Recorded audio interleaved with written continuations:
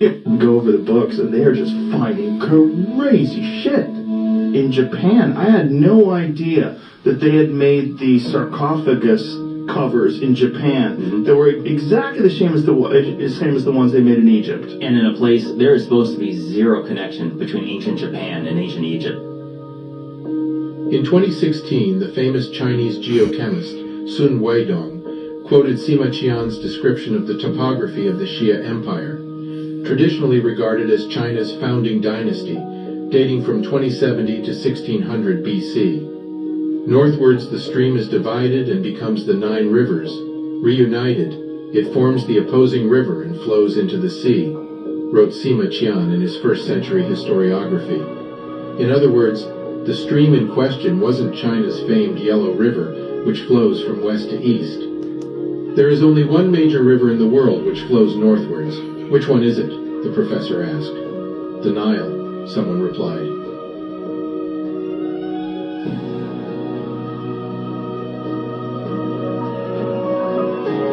It is only through a diligent study of the past that one can perceive the mosaic of the self. Much has been made about the arrival of the Vikings in America before Columbus, and yet, comparatively, there are orders of magnitude more pieces of evidence that show that Africans, in multiple waves, brought civilization to Asia, especially well into the Far East. Beyond the classical civilizations in the Mediterranean and Mesoamericas, there is plentiful but little known and undeniable evidence of an African seeding of civilization in Asia, and an even more surprising evidence of Africans' presence all the way at the other side of the globe, in Japan. And this evidence dates back to pharaonic times. When taken into account... Now people, glad to me stumbled upon that video. And hear why. Because for the longest time, myself, I've been trying to tell people the whole generic makeup of the people around the other parts of the world. I have been telling people for donkey's years that you have 3 monks will come out of Africa and go into Tibet. You understand? But people think a joke. Me tell the Indian man, yeah, my about Indian brethren, big up yourself, DJ Sin. My about Indian brethren named DJ Sin is also one of my producer them. He produced my song named Brokeback. Alright, so watch this. Me tell him say, yo, you don't believe say you're more Indian than me? I'm an Indian. The word Indian only means indigenous. And to all those people who still thinking how the hell he come across that he's Indian. Well, my 4 parents, meaning my mother, my grandfather, and my family are Jamaican. So, where is Jamaica? Jamaica is in the West Indies, right? Why is the Caribbean called the West Indies? It is only because it is the west of India. Someone have answers right in front of me and still don't see them. That's why certain people, I may not stop on the upper, need to come down. Because enough of them smart and intellectual and still a keep up. But we're there to clean it up. You understand? Big up yourself, Jiggy Star Boy. And you don't know Labanese is here. Maybe get back into this video. It shows that Africans had a civilization that not only circumvented the globe, but also left its mark in the form of culture, writing, religion, architecture, mathematics, science, and genetics, all of which we will cover today. From the hieroglyphs in ancient China to the Nubio-Kemetic Egyptian-like sarcophagus in Japan, and the numerous depictions of black Africans in the Far East, let's explore how the often forgotten influence of the Africans helped shape Chinese civilization. Note again that in our quest to cover African historical truths, we distinguish between civilizations that were African and civilizations that were seeded by Africans. In other words, when we say a civilization has been seeded by black Africans, we are showing that the science, culture, religion, technology, influential members of the early civilization, and often early rulers, comes from black Africa. What we are not saying is that the indigenous people who benefited were not capable of civilization building, and in fact, in many cases, they went on to build civilizations that are grandiose, well after the African colonists weren't there anymore. And in our pursuit for truth, we must follow where the evidence takes us. This is the Without History channel. Every episode, we bring salient facts about African ancient civilizations in history and detail how these ancient civilizations set the foundation of our modern world. We dive deep into what research reveals about the often overlooked and misattributed contributions about these key eras in our collective history.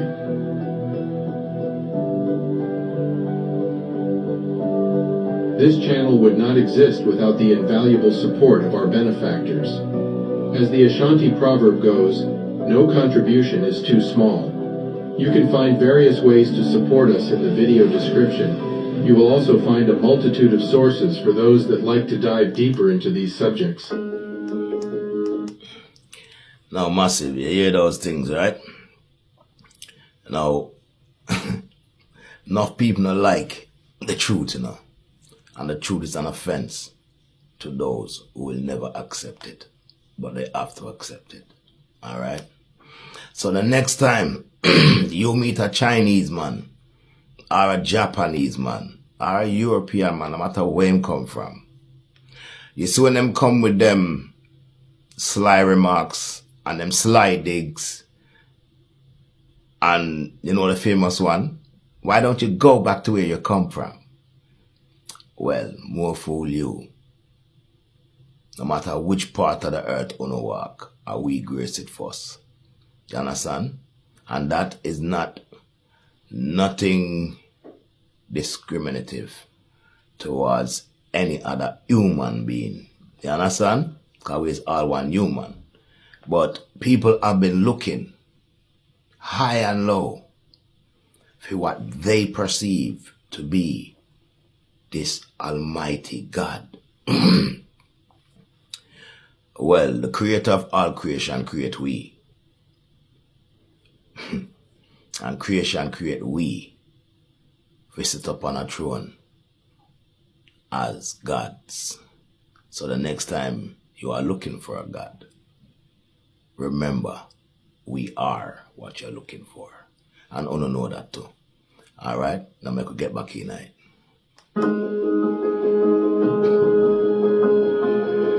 Remember Professor Sun Weidong that I mentioned in the beginning of the video, who showed that the Xia dynasty rulers stated their origins as ancient Egypt?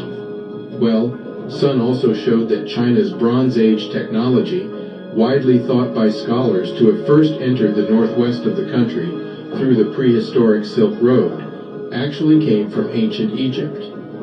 In the past year, Sun asserted that the founders of Chinese civilization were not in any sense Chinese, but actually migrants from Egypt. He conceived of this connection in the 1990s while performing radiometric dating of ancient Chinese bronzes.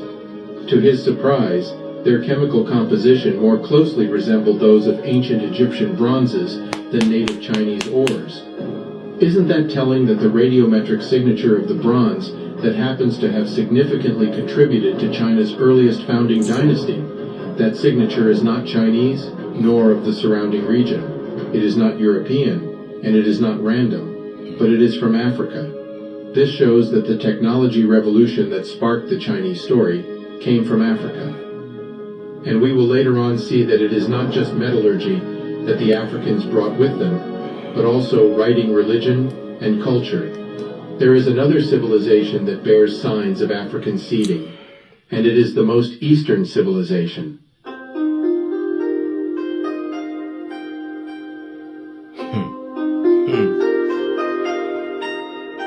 The land of the rising sun.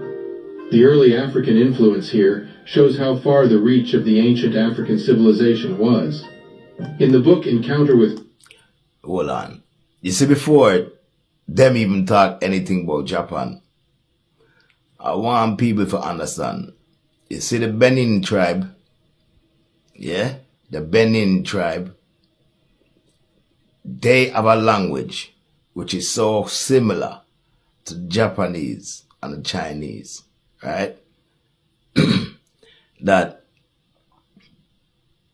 it scares the locals, you understand, what don't understand the demographics or the geographs, you understand, of how people who are so far apart can appear to seem so close together. And it's not a lie. Listen to this, people. Logos. Author Eric Stahl demonstrates how ancient Japanese and ancient Egyptian share a multitude of words that not only share pronunciation, but also meaning. A striking example of this is the word for house, which is ka in the African Kemetic language, and minka in Japanese, meaning private house. In his book, Stahl comes to the conclusion that the intersection between the two languages are too numerous to attribute to chance, and that one language was clearly seeded by the other. And since ancient Egyptian is the older of the two, it stands to reason that Egyptians birthed the foundational element of Japanese culture. Another interesting marker of cultural influence is the presence of identical sarcophagus covers in Japan and Kemet. One of the mysteries of Japanese ancient history is the short megalithic period that yielded surprising monumental stone carvings, with some weighing over 15 tons. The most surprising of these stoneworks is this sarcophagus covering. It is identical to that found in early dynastic era of ancient Egypt. The dimensions of the side indentations and the angles and proportions all match. What are the chances of finding an exact sarcophagus covering in Egypt and Japan? What are then the chances that these coverings are not just similar, but identical to the point of being interchangeable? And when you add to this the fact that Japanese language is shown to be genetically related to ancient Nubio-Kemetic language, then the chances of these being by chance are astronomically low. The whole Japanese culture, so revered today, bears all the hallmarks of an almost identical civilization in Africa, one that was said to have descended from the Nubio-Kemetic civilization itself. That third wave of African colonization would have happened after the fall of Kemet. In a recent genetic study, Dr. Didiakomo showed that the Edo people in Nigeria share the same haplogroup as the Japanese people. And in fact, no other Asian group has this specific marker that is predominantly found in the Edo people. This finding is in line with the multitude of similarities that are found between the Japanese people and the Edo people. From language, again with intersections too numerous to be attributable to chance, to art, to religion, and many other aspects of both cultures. At the end of the video, we share an interesting excerpt from the YouTube channel African History Station, yet another gem of African history and Renaissance. The implications of this cannot be understated. It would mean that the Edo people of Nigeria not only built the greatest archaeological structure in history of humanity, the Great Wall of Benin, to protect their city whom European explorers have described as well ahead of European capitals at the time. But further to this, the undeniable evidence of the colonization of Japan by the Edo people shows that they knew how to navigate the seas with exactitude. The mainstream historical narrative has it that China started to colonize Japan around the 1st century AD, but the Chinese themselves left us some interesting clues on who started their main dynasties, and it was revealed by one of China's most renowned historians.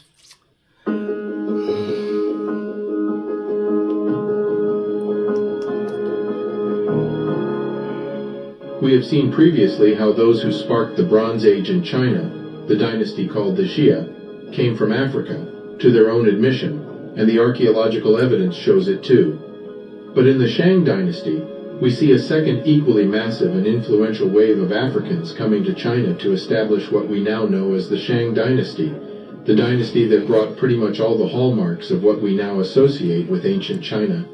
And what did the Shang dynasty rulers and famous figures look like? They looked like this. In a significant number of Shang dynasty artifacts, we see Africans depicted with all their key traits: subnasal prognathism, thick lips, high cheekbones, broad flat nose. They show up on this ornate yew tigress vase, or again on this 1650 BC jade statuette of an African woman, complete with the distinctive African art style still found all over the continent. Really incredible craftsmanship on this hard stone. Shout out to the debunker for providing some amazing pictures. Do check out his and Quelimika's channel. The level of research that is coming out of Black History Channel on YouTube would have made Diop and Van Sertima proud. And on this 1600 BC jade statuettes. Another favorite piece of mine is the Dahi Ding. Again on this piece, not just the expertise in bronze work, but also the unmistakable ethnicity of the portrayed figure are highlighted. And just like in Greek texts, the Chinese have many references to black people in the mists. According to the Book of Jin, Chinese Emperor Xiaowu of Jin was the son of a black woman named Li Lingrong. At that time, she, Li Lingrong, was a palace servant. In the weaving workshop, she was tall in shape and black in color. Everyone in the palace called her Kunlun. Kunlun also refers to a faraway land. Or again in the Rite of Zhou, more than a millennia after the arrival of the second wave of Africans to China, it is reported that a whole nation within China was black.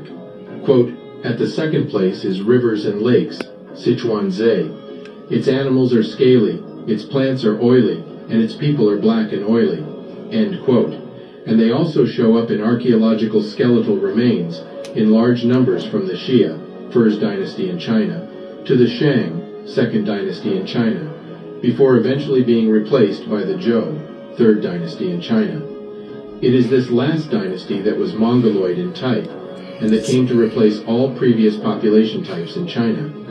Negroid skeletons dating to the early periods of southern Chinese history have been found in Shandong, Jiangtung, Sichuan, Yunnan, Pearl River Delta, and Jiangxi, especially at the initial sites of Qingliangang, Qingliankang, and Majiabang phases. See K.C. Chang, The Archaeology of Ancient China, performed from Yale University. The Qingliangang culture is often referred to as the Dawankou culture of North China. The presence of Negroid skeletal remains at Dawankou sites make it clear that Negroes spread out from the north to South China. The Dawankou culture predates the Lungshan culture, which is associated with the Xia civilization. So this means that the predominant cranial type found in the early and pre-dynastic era of China, pre-Xia and Xia dynasties, were Africoid. Even the term Li Min, used by the Zhou dynasty to indicate the founders of the Chinese civilization, translates to black-headed people, an appellation that is shared with the Sumero-Akkadian term Sagigga, also translating to the black-headed people. We have already covered how early Sumerians were unmistakably black in previous videos, so it is interesting to see that halfway across the world we find this same appellation again, and this time used by the Mongoloid Zhou dynasty on the originators of Chinese civilization. And the names or title of many of the early Shang dynasty kings also showed a black origin, from Zhuangwang, meaning black king, Zhuangdi, meaning black emperor, and many others. But if you have been following our channel for some time, you know that this is not surprising, and that human phenotypes change rapidly to adapt to environmental pressures, enabling better adapted people to thrive within the span of a few millennia. And that flow and travel of new genes into different regions of the globe happened far quicker than previously thought, and allowed for them to be tested over a few generations. Also note that these specific waves of African seeding of Chinese civilization are different from the earlier wave of Negritos Black, who came much earlier. Unlike the Xia and Shang wave, the Negritos did not bring key civilizing elements with them that we can detect from the historical record. As we have seen, the Chinese left a multitude of historical records about the presence and influence of the African. But when they did so, they used an all too familiar way of writing to do so.